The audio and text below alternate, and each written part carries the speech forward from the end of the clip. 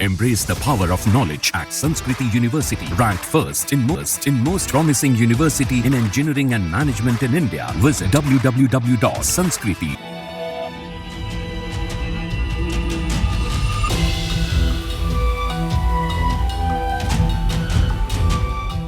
महाराष्ट्र के बदलापुर एनकाउंटर पर सुनवाई करते हुए बॉम्बे हाई कोर्ट ने पुलिस से तीखे सवाल पूछे हैं। हाई कोर्ट ने सुनवाई के दौरान पूछा है कि आरोपी के सिर पर गोली कैसे लगी, जबकि पुलिस को इसकी ट्रेनिंग दी जाती है कि गोली कहां चलनी है।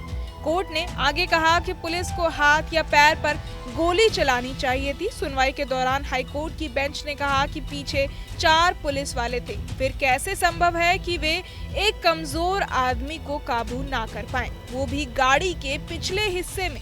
आरोपी के आगे 2 पुलिस वाले और बगल में 2 पुलिस वाले थे। जस्टिस चौहान ने सुनवाई के दौरान कहा कि पिस्टल पर फिंगरप्रिंट होने चाहिए और हैंड वॉश होना चाहिए। क्या ये हो गया? अगली तारीख पर सब कुछ पेश कीजिए। आपके मुताबिक उसने 3 फायर किए, लेकिन सिर्फ 1 ही लगा, बाकी 2 कहां हैं? क्या ये पुलिसकर्मी पर सीधा फायर था या रिकोशे फायरिंग? पुलिस अधिकारी को क्या चोट आई है, छेदने वाली या ब्रश वाली? रेप का मुख्य आरोपी अक्षय शिंदे सोमवार को पुलिस एनकाउंटर में मारा गया। जब अक्षय को जेल से कहीं बाहर ले जाया जा रहा था तो अचानक उसने पुलिस पर फायरिंग कर दी। पुलिस की जवाबी फायरिंग में फिर वो मारा गया। पूरे 10 मिनट तक ये मुठभेड़ हुई। आपको बता दें कि 13 अगस्त 2024 को बदलापुर के एक स्कूल में 2 बच्चियों के साथ यौन उत्पीड़न का मामला सामने आया था। इस मामले में स्कूल के ही सफाई कर्मचारी अक्षय शिंदे को आरोपी बताया गया था और पुलिस ने उसे गिरफ्तार कर लिया था। इस मामले में लोगों में आक्रोश था और बदलापुर रेलवे स्टेशन पर भारी हंगामा हुआ था। यौन शोषण की घटना सामने आने के बाद हजारों की भीड़ यहाँ के लोकल ट्रेन के रेलवे ट्रैक पर उतर आई थी, जिसके बाद पत्थरबाजी की घटना भी सामने आई थी। भीड़ ने 20 अगस्त को पहले स्कूल में तोड़फोड़ की थी, फिर सुबह 8 बजे से शाम 6 बजे तक बदलापुर स्टेशन पर प्रदर्शन किया था, जिसकी तस्वीरें और वीडियो भी सोशल मीडिया पर जमकर वायरल हुई थी। लोगों की रेलवे ट्रैक पर उतरने के दौरान लगभग 10 घंटों से ज्यादा लोकल ट्रेनों की आवाजाही रुकी रही थी। शाम को पुलिस ने लाठीचार्ज कर रेलवे ट्रैक खाली कराया था। रेपकांड के आरोपी अक्षय को पुलिस ने कोर्ट में पेश करके रिमांड पर लिया था। इसी क्रम में उसे जेल से थाने ले जाया जा रहा था।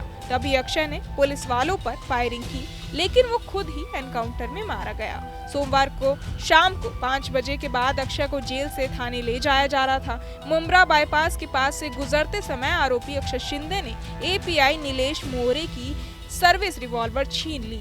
इसके बाद अक्षय शिंदे ने नीलेश मोरे पर 3 गोलियां चलाई। उस समय शाम के 6 बज रहे थे।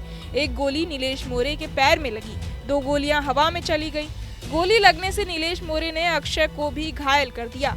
आरोपी अक्षय शिंदे और एपीआई नीलेश मोरे कार की पिछली सीट पर बैठे थे, आगे ड्राइवर था। Police inspector Sanjay Shinde driver की बगल वाली सीट पर बैठे थे। गोलियों की आवाज सुनने के बाद संजय शिंदे ने आत्मरक्षा में अपनी बंदूक निकाली और अक्षय शिंदे को गोली मार दी। गोली अक्षय शिंदे के चेहरे पर लगी और अक्षय शिंदे की मौके पर ही मौत हो गई। जब अक्षय ने गोलियां चलाई तो पुलिस बल के 4 सदस्य, जिनमें से 2 अधिकारी शामिल थे, उनके अलावा 2 अन्य लोग भी उसी कार में सवार थे। महाराष्ट्र के सीएम एकनाथ शिंदे ने कुछ दिन पहले कहा था कि संबंधित मामले की सुनवाई तेजी से चल रही है।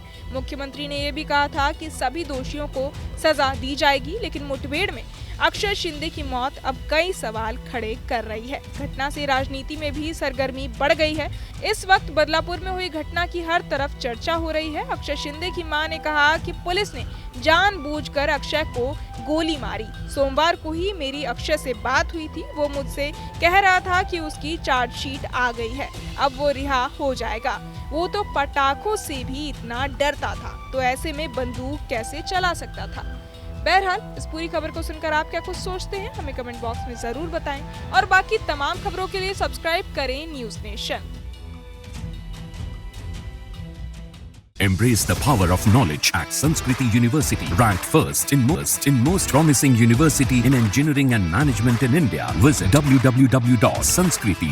न्यूज़ नेशन अब व्हाट्सएप पर खबरों के ताजा अपडेट के लिए न्यूज़ नेशन के इस QR कोड को स्कैन करें।